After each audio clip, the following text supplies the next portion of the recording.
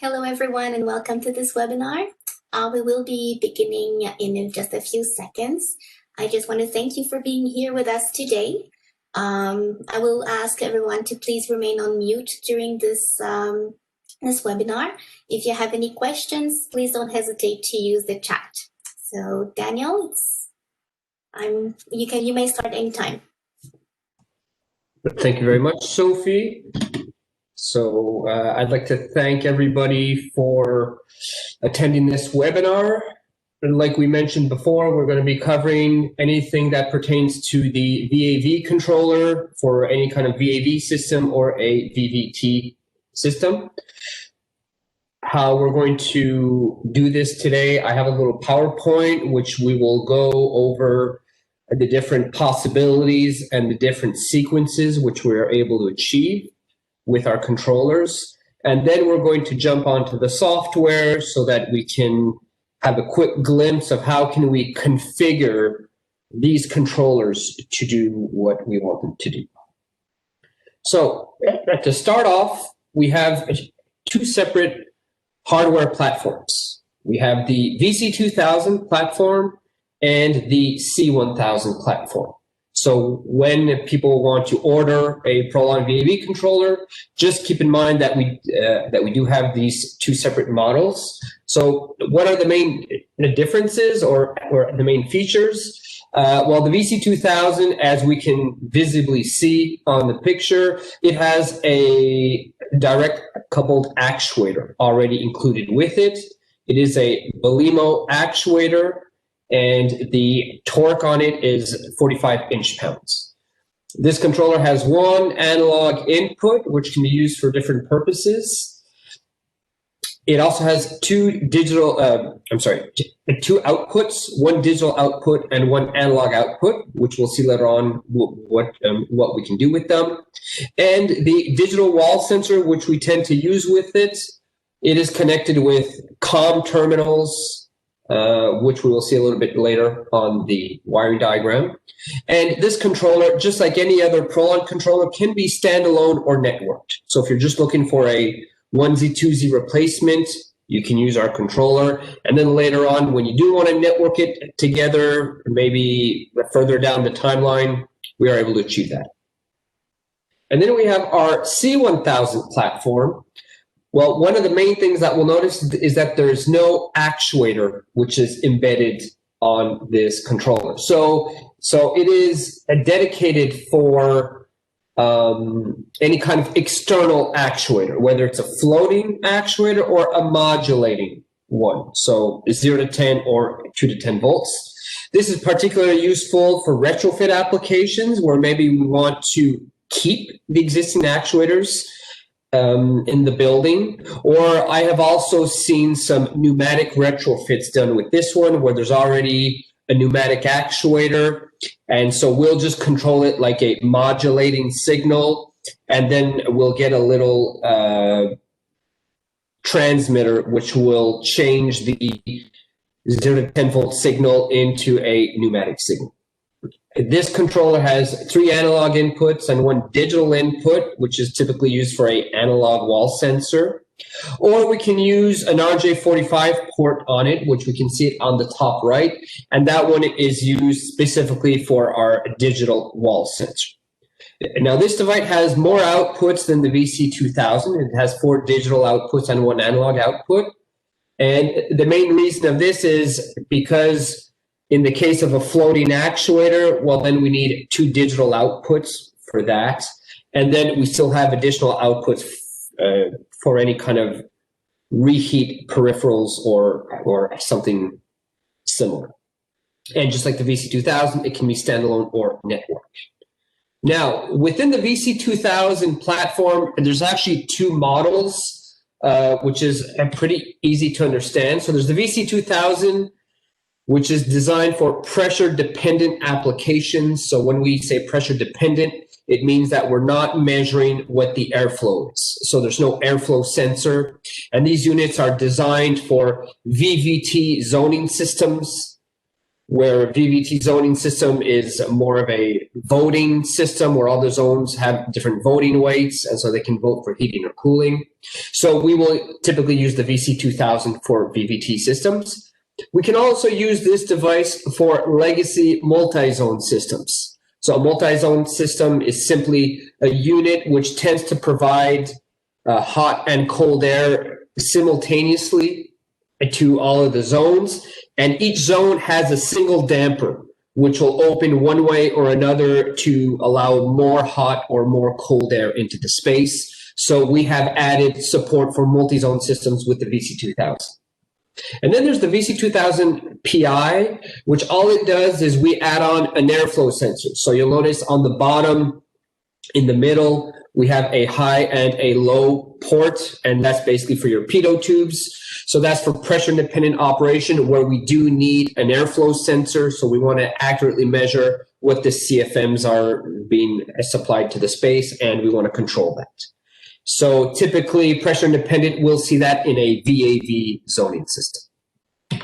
And then, just like the VC2000, how we have the pressure-dependent and pressure-independent version, well, we have the same offering for the C1000 as well. So just know that when you add the -PI at the end, well, then it's pressure-independent operation, and without the PI at the end, then it's just for pressure-dependent.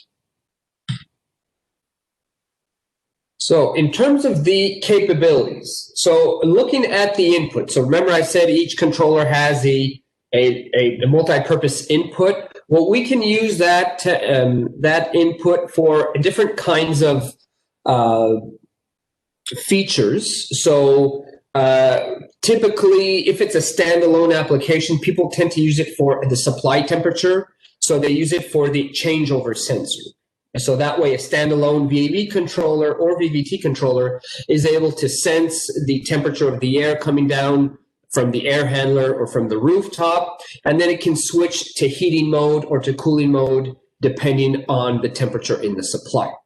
We can also use it for a discharge sensor. So in case we want to monitor the temperature of the air actually entering the space, in the case we have like a reheat coil or something, we can use it for that. We can also use it for simply a remote space temperature.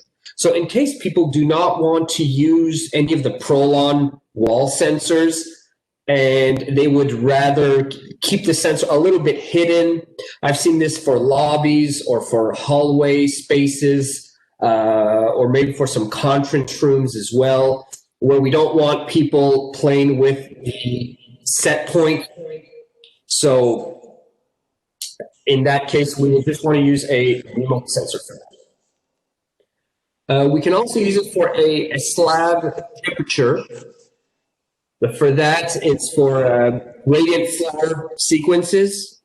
So if we want to, if we want to control the slab temperature, well, we can monitor it, and then with our outputs, we're able to control it. It can be used for occupancy if we just want a simple dry contact, which will allow us to do essentially change the controller from occupied to unoccupied with a simple third-party device, but we're able to do occupancy changes through the network as well. We're able to monitor the CO2 levels, so with a simple 4 to 20 milliamp signal. And we even have a damper override, which is simply a dry contact.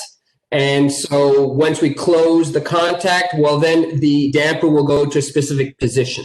So I've seen this in some cases where people wanted a simple signal to say, okay, I need my damper to open all the way or maybe halfway under a specific condition. So we can use the input for that. In terms of the outputs, well, we have different functions which we can do. So the most common is any kind of a peripheral heat, such as a baseboard or a zone valve. So whether it's electric heat or it's a hot water valve, it doesn't matter. We're able to control it. If ever we have a reheat coil, so a duct heater, whether it's on, off, or modulating, so it can be electric, it can be a hot water valve, whether it's on, off, or modulating, we are able to handle it. We can also control fan-powered VAVs. So this is a case where we'll see the damper is also accompanied with a fan within the terminal unit. So whether it's a series configuration or a parallel configuration, we have both sequences. And like I said before, since we had the multi-purpose input for slab temperature, well, there's an output which can be used for radiant floor applications. Now, just a few features which might make our controller stand out a little bit. Number one is the unoccupied setbacks. So normally we're trying to control the space to specific temperatures, but we do have unoccupied setback to maximize energy savings. We do have a space temperature set point limits as well. So if we want to limit the set point operation, which the user can adjust on his sensor, so we're able to do that. So we can either give it a very tight range where the customer can change it only by a few degrees up or down, or we can give them a wider range for greater comfort depending on their needs. With the VC2000, we have a damper position auto reset. So what does that do is that whenever you power up the controller, the damper actuator is actually going to open all the way, and then it closes all the way. So when you see this on the software, there's going to be a little word on top of the damper that says reinitialize. That it is going to verify what's its maximum opening and its closing positions. Because what we've seen is that when dampers, when they don't auto reset after a specific amount of time, well, sometimes they will kind of lose their way. So it'll think that it's 50% open, but maybe it's actually 60% open. And so this auto reset is also going to happen every time the controller goes from occupied to unoccupied. So that way all the dampers will reset their positions so that they remember what their minimum and maximum damper positions are. On the pressure independent controller, whether it's the C1000 or the VC2000, it doesn't matter. We have a auto calibration feature for the flow. So normally people have to enter the K factor and the duct diameter, and then it's going to calibrate the flow sensor appropriately. However, in a lot of projects, especially retrofit projects, where sometimes we don't have the information of the K factor, or maybe there's another information which we're missing because maybe it's a much older model which isn't really supported anymore. So with this auto calibration, what it does is once we start the process, it's going to open the damper all the way, and then it's going to measure internally what the pressure is, and then it's going to ask the user or the installer to indicate what is the flow coming out of the damper. So at that point, the contractor can go with a flow hood, and he can measure what actual CFMs is coming out of the damper, and then he enters what the measured CFMs are. And then, so once we've established that, and then it's going to repeat the process for about a 20% opening of the damper. And so it's going to repeat the process, it's going to measure the pressure, and then you have to enter what the flow is. So that way it's able to approximate, based on a specific pressure, what is the flow which goes with it. So we are able to do that with all the pressure independent controllers. If we take a look at the wiring here, so nothing too complicated on the wiring for the VC2000. At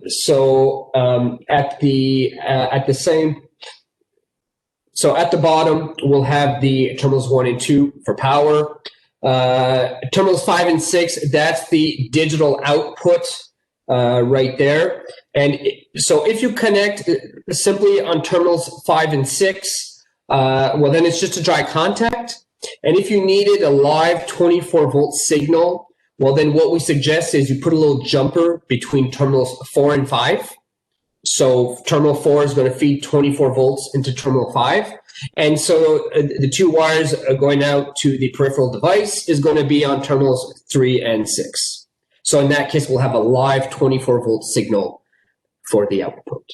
On terminals 7 and 8, that's the analog output. Terminals 9 to 12, that's for the digital wall sensor. So we see there's 4 dedicated terminals for the wall sensor. On terminals 13, 14, that's for the analog input, which can be used for different purposes. And 15, 16, that's the communication. I'm not going to get too much into the communication today, since we just want to focus on the VAV control. So here's the wiring diagram for the C1000 VAV. So as we can see on the bottom, we got the power supply. Right above it, we do have the 4 digital outputs. So there we go. And as you can see, it says isolated or source. So on the card of the VC2000, each digital output has a little switch. So when you put it in source mode, it's going to give a live 24 volt signal. And when you switch it to the other mode, which is sync or isolated in that case. So when you put the switch in sync, well, then it's a simple dry contact at that point. So here's a little difference with the C1000 VAV. So above those 4 outputs, there's the output 5, which is the analog output. And then we can see on terminals 13 and 14, we can use a temperature set point and space temperature just using like a 10K thermistor. So we have an analog wall sensor with set point adjustment. You can use any third-party analog wall sensor with set point adjustment as well. So it doesn't have to be a ProLon wall sensor, as long as it's a 10K type 3 sensor, because that is the one which we use. And you'll notice at the very top, it says INT port. So that's the RJ45 port, which we need to connect if we want to use one of our digital wall sensors. Now, talking about those digital wall sensors, so we have 3 models. There's the T200 on the right, which is the entry level. So it's simple set point adjustment. There's the T500, which is the mid-range. It has a digital display and an adjustment knob. And then there's the T1000 sensor. So this is the full model, if you will. And this one has a digital display and a touchpad on it. So what the T1000 also brings to the table is that it has configurable menus. So you can access every parameter in a VAV controller using the T1000 sensor.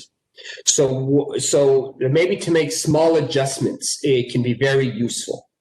I'd say if you're going to be installing and commissioning 20 or 30 zones, it will probably be a lot quicker and more efficient if you use the software.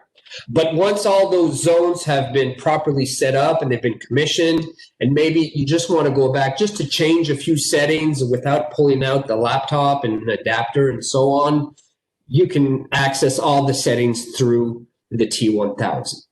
We do have different color schemes. So basically we can have a white or a black box. And in terms of the labels, you can have a white label or a gray label. So those are the possible combinations. So in terms of the wiring of the VC2000, well, as you can see, into any of the wall sensors, so all the digital wall sensors are completely interchangeable. And as you can see, just a 4-conductor wire or a 4-conductor cable. Just simply follow the wiring diagram, and it is pretty straightforward. With the C1000, we have 2 different ways of doing it.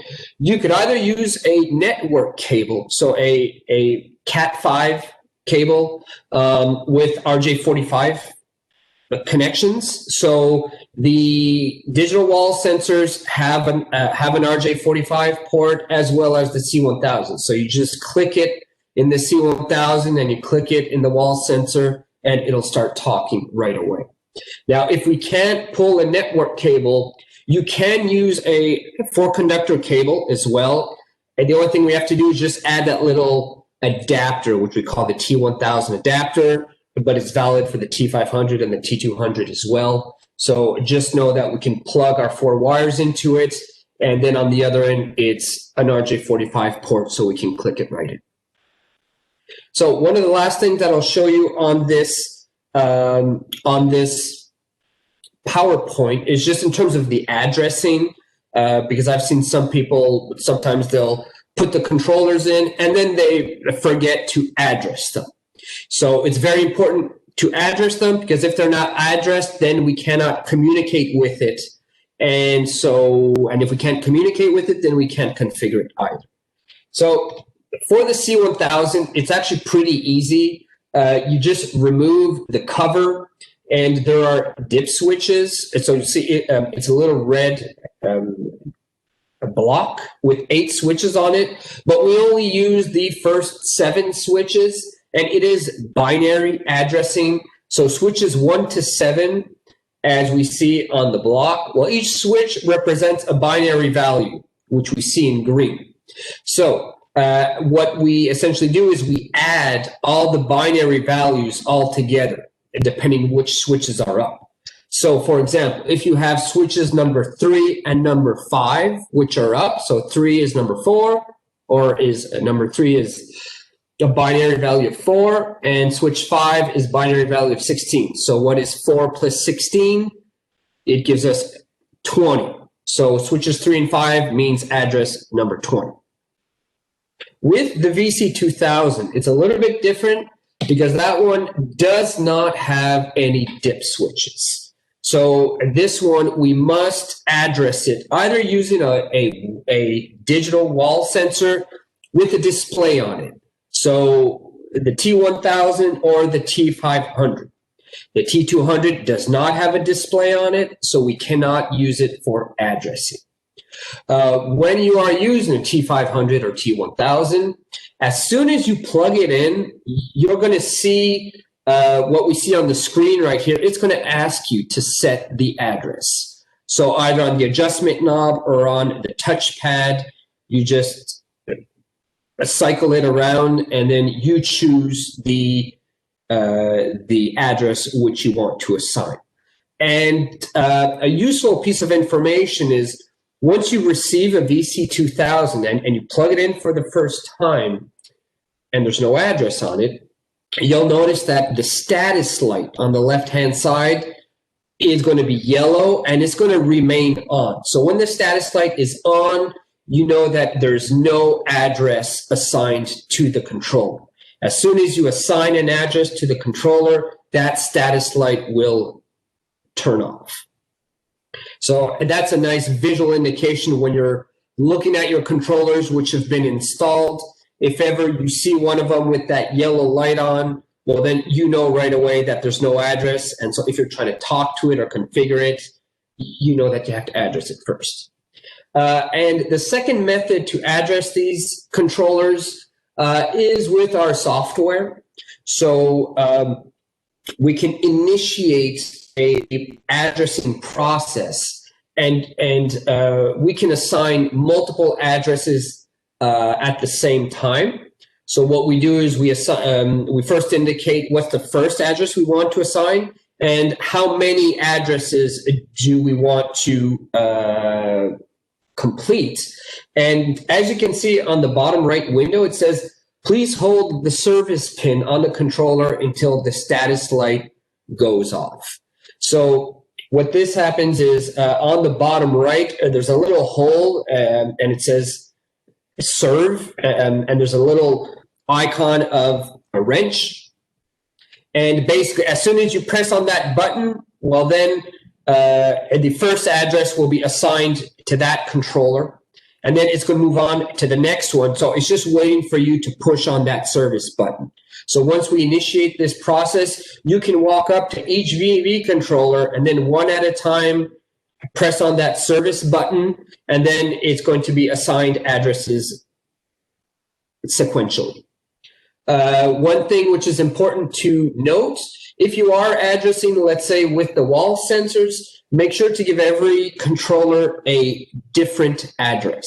So it is very important on the communication side that each controller has a unique address. If you're doing 1Z, 2Z replacements, but you know ahead of time that you're likely going to network them all together shortly after, you can save yourself a lot of trouble simply by giving a different address to each one, or else you're going to have to restart the process once you have networked them all together, because if you've addressed them all address number 1, well, then we're going to have to change their addresses. Okay, so that's it for the PowerPoint. Sophie, do we have any questions? Not so far, no. No, I think I saw. No, it's all right. Okay. Oh, good. Okay. All right. Okay. So what I'm going to do, I'm going to open my ProLon Focus right here. And I'm just going to continue as a guest for now. I could log into my cloud account, but I don't need it over here. And I'm connected with my Bluetooth adapter, but I'm just using the USB to RS-45, so it's a serial port. Okay. So on the so right beside me, I have my demo board. I've got 2 controllers on it already, which have already been addressed. So all I have to do is I just have to click on zone right here to access all of the zone icons. And here we go. Well, I'm basically going to stay here with zone VAV. So I could drag and drop them in. And I know, because I've done this ahead of time, I know that I have one of the controllers, which is address number 1. So I simply put address number 1, and then he pops up. And I also have another controller, which you can imagine what number it is. It's number 2. And there we go. So already we can see what the space temperatures are, what the set points are. Is a heating demand or a cooling demand? And just know that the heating and cooling demands are also reflected in the color of the icon. So if the icon is blue, it means it's calling for cooling. If it's red, it means it's calling for heat. Red does not mean any kind of alarm condition or anything like that. We have received that question many times where they log in and they see a lot of zones which are red and they instinctively believe that there's something wrong, that there's some kind of alerting going on.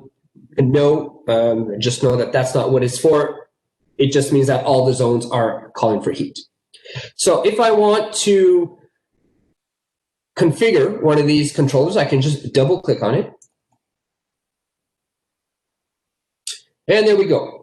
So here's the default view of a brand new VC2000 out of the box. So as you can see, all the graphics are already made and ready to go. So we can see just on the visuals, we can see the damper position.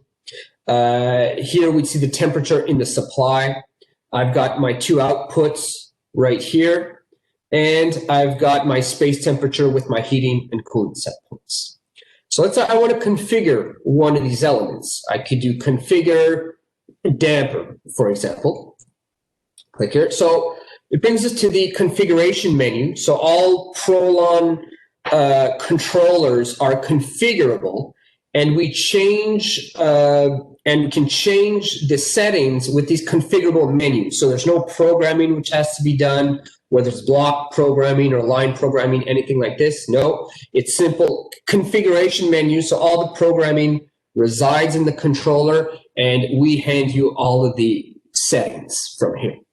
So one of the most common used ones is what's the opening direction. So here we can take a look and we can change it. So if I wanted to change it, Right now it's clockwise. I want to change it to counterclockwise. Once you make a change, just hit apply, and then it's going to make the change right away. Here we have unoccupied mode. So here you can decide what do you want the dampers to do when it's in unoccupied mode. So you could go look within our literature, within the software guide, what does each position do? But what we've tried to do with ProLon, as much as possible, we might not find it in every menu, but if ever there's something that you don't understand, just hover over that aspect, and sometimes we'll have these yellow pop-ups, which is going to explain a little bit what does that setting do.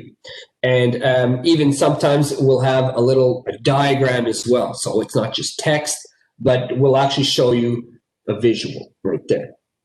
So what does the damper do when it's in occupied mode? We could say, I want it to keep it open. I want it to behave normally, simply based on demand, or I want it to go to its minimum position.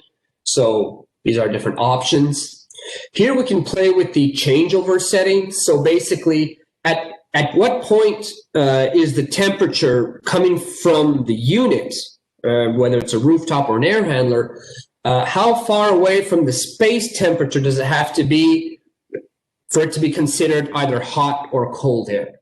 So as you can see, we've rounded it out to about plus or minus 1 degree roughly. So the moment the supply is colder than a degree, then the space temp, then we deem that as cold temp, and that is a cool temperature. And if it's warmer by 1 degree, then we'll deem that it is hot air. So if ever these values don't work for you, just know that we could change this to -2 and +2, for example. Okay. And then here we have something called ventilation mode, which is simply if the temperature in the supply coming from your unit is within range of the space temperature. So let's say your space temperature is 72, and the air coming from the unit is 72.5 or maybe 73. So it's pretty close. Well, then we enter called ventilation mode, where simply your damper is going to open all the way, because since the temperature from the unit is roughly the same as the space, and also the space has to be satisfied. So if it's calling for heating or cooling, then this setting is not going to kick in. It's not going to kick in. But once the space is satisfied, so we see that the zone icon is green, well, then it might enter ventilation mode because it says, hey, it's about 72 in the space and the temperature in the supply is pretty close. So let's open the damper and we can get more air movement. What we will see here is very important is the minimum damper position. So some people like to keep it at 0% minimum. Other people keep it at a 5 or a 10% minimum. So this really depends on the building, on the spaces, on the application. But I'd say the typical numbers range between 0 and 10. We also have a maximum number. So even though the actuator actually has mechanical stoppers on it, just like any other Belimo actuator, so you can mechanically limit what the stroke is.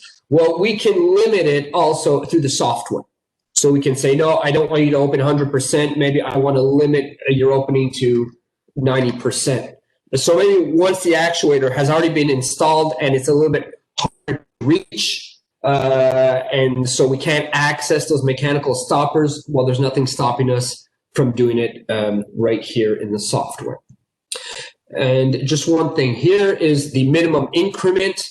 So basically the damper position or the desired damper position has to change by at least 10% before the damper will actually move.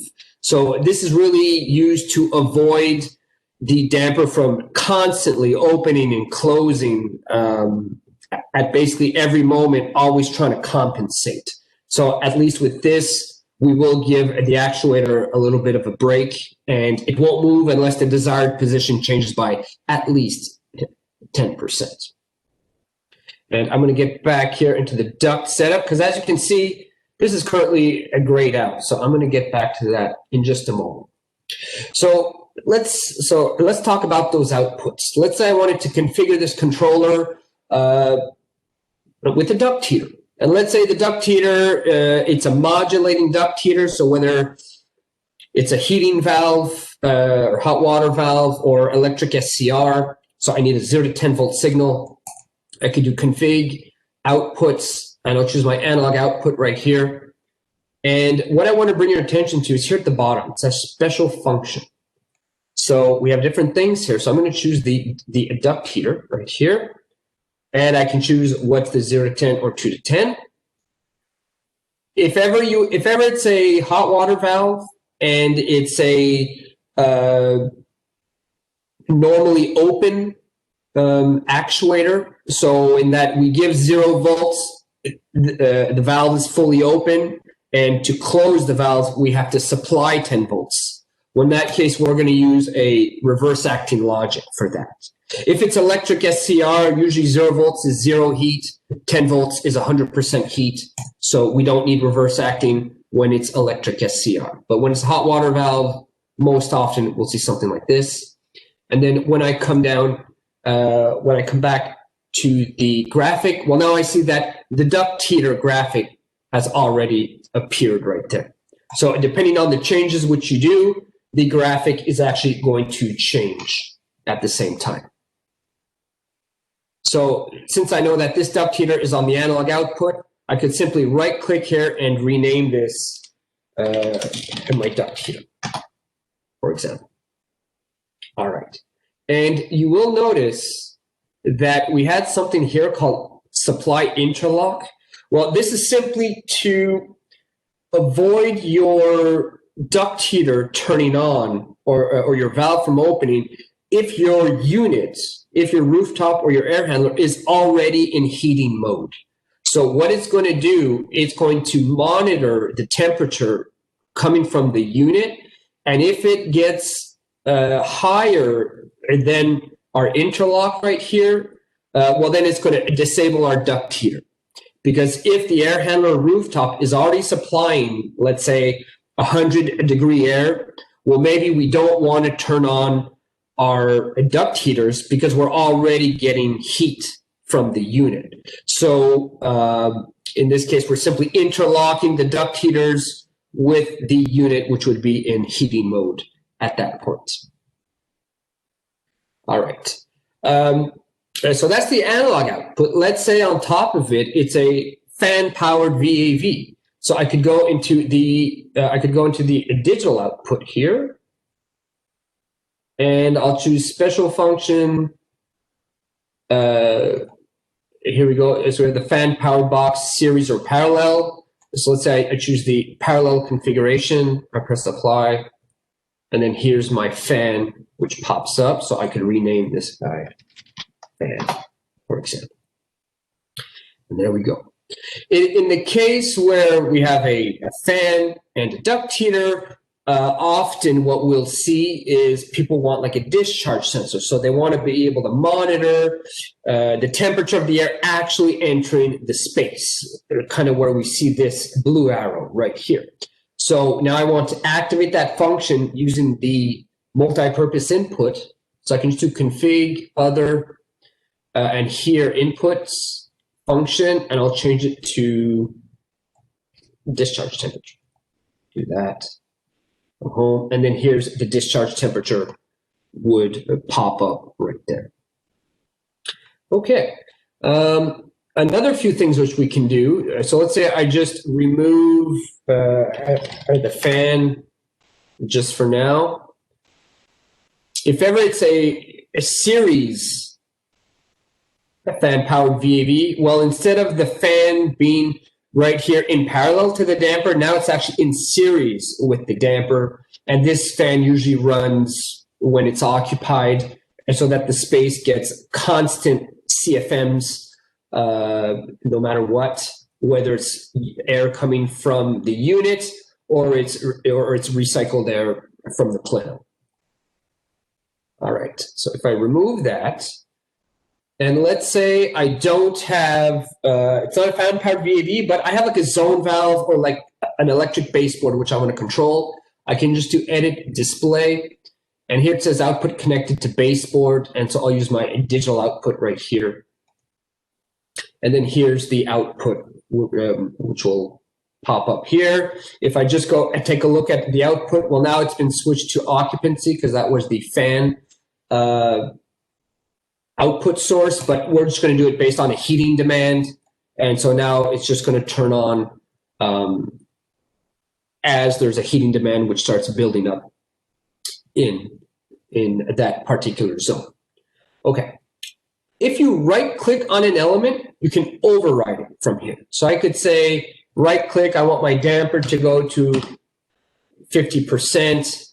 I want to turn on my duct heater 100%, and I want to turn on my baseboard as well. So when things have been overridden, it starts flashing yellow so that you know that there has been an override. Even if you try to leave, it is not, well, it'll let you leave, but it is going to warn you. Would you like to disable the overrides and return to normal operation? If I hit no, well, then they're going to keep those overrides on. And as you can see, when I come back, there we go. All right. Or I can just hit resume normal. And this is just removing all of the overrides. And then we are good to go from here. Okay. If I do config temperature, I'm not going to get into too much detail today about the PI controller. We'll take a look at that a little bit during the session where we'll talk about the zoning aspects of things. What we do want to look at is the set point limits. So these are the values where if we want to limit the user from changing their set point, either too low or too high, here are the fields where we're going to play with that. We have unoccupied mode as well. So when the zone goes into unoccupied mode, we're going to push the heating set point down and we'll push the cooling set point up. So that way the zone will have to get quite a bit cooler or warmer to actually start creating a heating or a cooling demand. All right, and if ever you want to change the actual dead band, so as we can see, there's 68.5 and 70.3. So the dead band there is actually 1.8 degrees. So if I wanted to change the dead band, let's say I wanted to change it to a 2.5 dead band or something like that. Well, there you go. So as you can see, it went from 68.5 to 71 instead. Okay.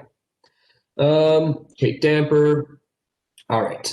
In terms of the other menu, so here's where we can change the function of that input.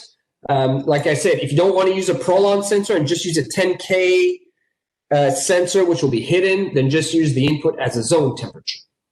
Or if you want to use it, like I said, for that damper override, so just a simple dry contact. Once we close the contact, it's going to push the damper into a specific period.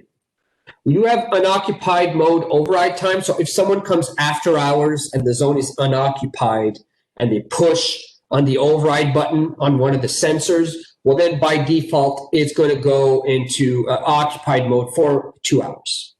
So we can change that right here. Okay.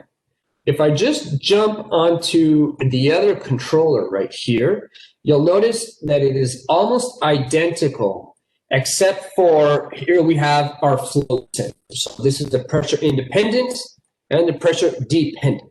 And you'll notice that if I go into config damper, I can actually change this one from independent to pressure dependent. So when I do that, the airflow sensor disappears. So you can actually disable the airflow sensor, and then it'll act just like the VC2000. So it's going to go back to damper position. But if it has the airflow sensor, so we can essentially switch between one and the other.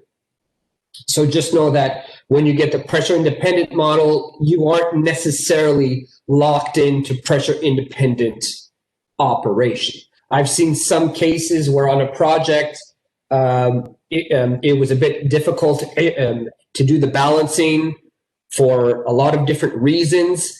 And just as a short-term solution until they could get other things figured out on their side, we just changed it to a pressure-dependent operation, and it just made things a little bit easier for the installation.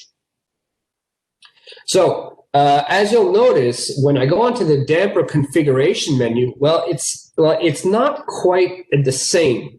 So here's a see pressure independent configuration page for more settings. So I can just go on pressure independent right here. And so here we'll start talking about the CFM set points. So we have minimum CFMs, maximum CFMs. Here's for the balancing. So here's where we put in the duct diameter and the K factor as well. So this is not something that we ProLon can provide. This is something or information that you have to get either from the VAV box manufacturer or from the airflow sensor manufacturer.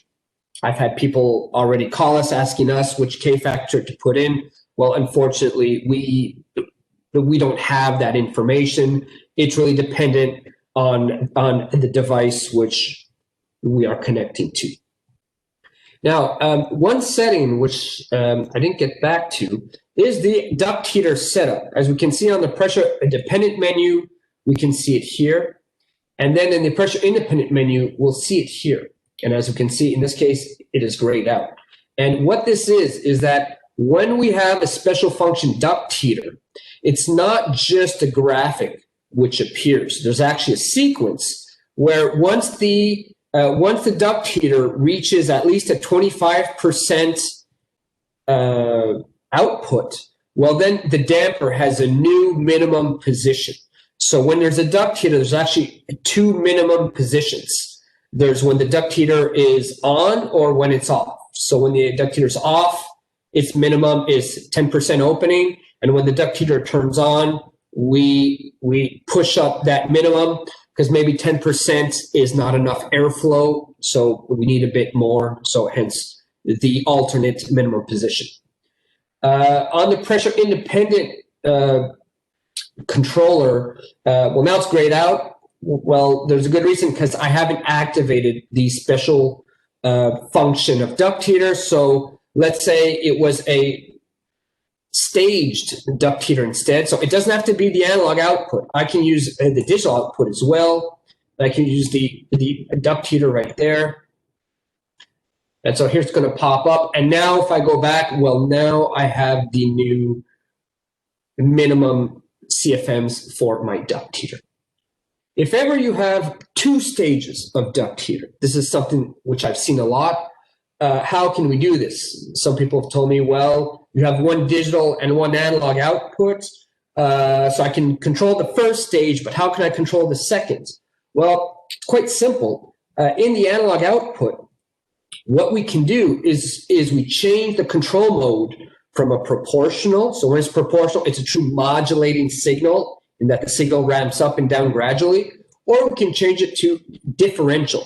So when you do that, the output starts acting like a digital output. It's either 10 volts or it's 0 volts, and that's it. So if you use like a relay where the coil can be energized with DC voltage, so by simply adding on a relay, now we can use the analog output for a second heating stage. I've also had questions in some markets where it's a fan-powered VAV and it has two reheat stages. So how can we do that? Well, we can do something similar. So let's say we could use the digital output simply for the fan. So let's say it's a parallel fan. And what we'll use is the analog. And in this case, we will use a modulating signal. So it will be a ramp. And I know that there are devices out there, interfaces, where it takes a 0 to 10 signal and it has 2 relays on it. So it has 2 relay contacts. So based on the voltage which it's receiving, it'll either activate one or both relays. So we could use this kind of interface connected to the analog output, and I know they're not very expensive, and that would give us essentially 2 contacts. So in that manner, we have our fan and our 2 heating stages. Okay.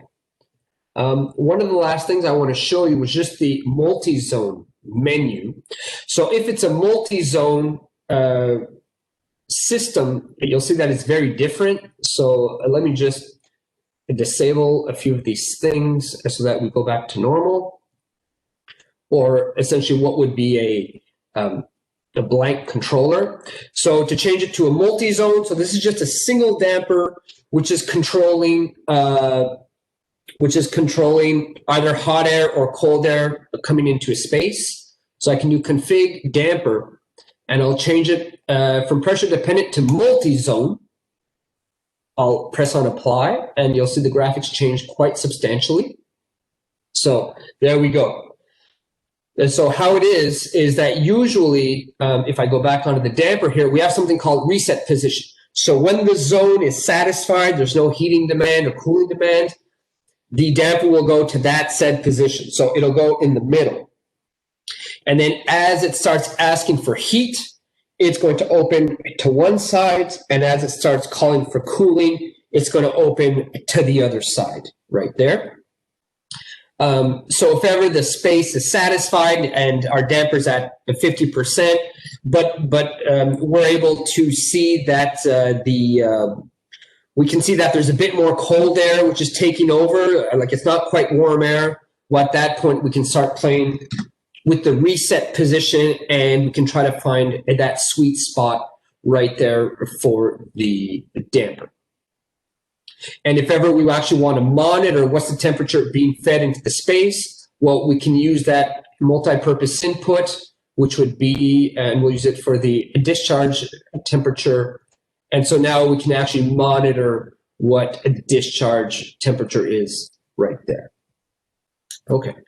And that's about it for the multi-zone sequence. If ever the damper, you install it and it's opening in the wrong direction, you want hot air, but it's colding to the cold air, no need to reinstall the actuator. We just want to change the opening direction, and that's it.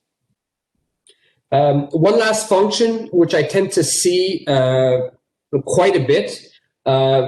People ask, if I have a large space which has multiple dampers on it, can I use multiple VC2000s with one wall sensor?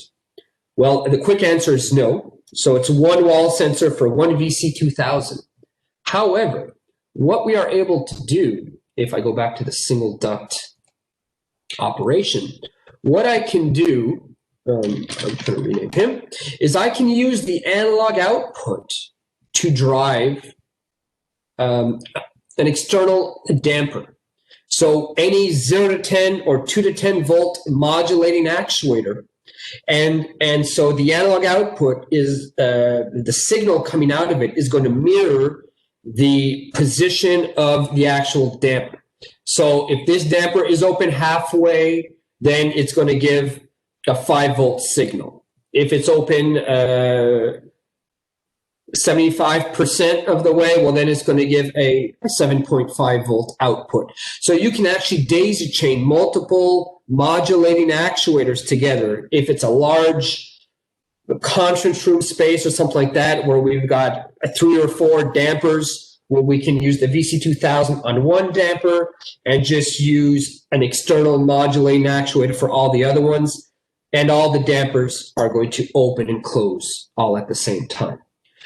We do have some templates as well here. So once you've configured your controller exactly how you want it to be, and let's say you've got multiple of the same, well, you don't have to configure them from scratch every time. You could save it as a template, and then you can save it on your computer, basically have a little library of templates which you can use over and over and over again, depending like whether it's across multiple jobs, no problem.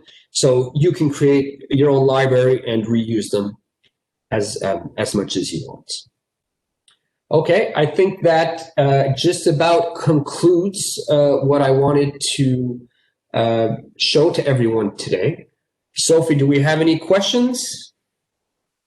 I don't have any. Okay, hold on. I'm just going to check. I'm just, because I know. Okay, there's a question which I had here.